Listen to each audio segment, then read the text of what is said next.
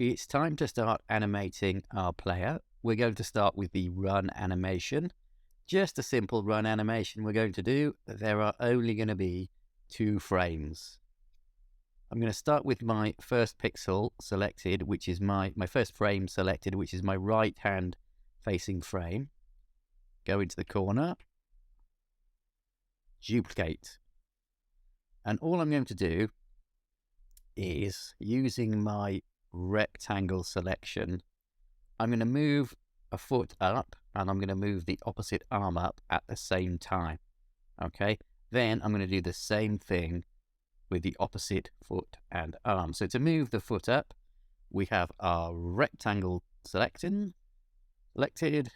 and we select our foot. Move over there. Now, with my hand appearing, and all I've done is move my cursor over there. Haven't clicked anything. Now I click Shift, and I click my mouse, and I move it up. And there it is. Okay, so that foot is now in the air. Do you know what? I'm going to leave a bit of daylight between the foot and the... and do that again. And if I can get it correct... yeah. So mouse over, get the hand, Shift, click and drag. Yeah, and a couple of pixels of light. That looks good. A couple of pixels of space between the foot and the body. Okay, that looks good.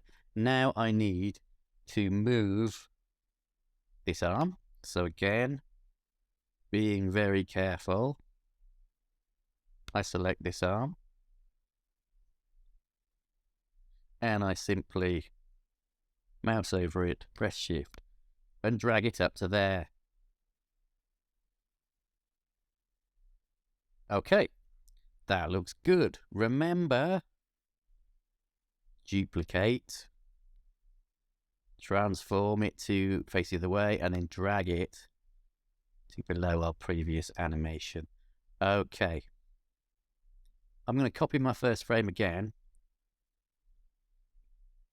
I'm going to move it to below the frame I just did, so it's right at the end. And we're going to do the opposite. So rectangle select, mouse over, select, hold down Shift and move it up, just leaving a couple of pixels of space between the foot and the body. Good. How much does the arm come up? 1 pixel. So let's move this arm up, basically 1 square. So mouse over, hold down Shift, click and drag. That looks good. And if I speed up my... oh, well, I'll tell you what I'll do first. Duplicate, move it to the end, and flip it the other way. If I sort of do that, we'll get an idea.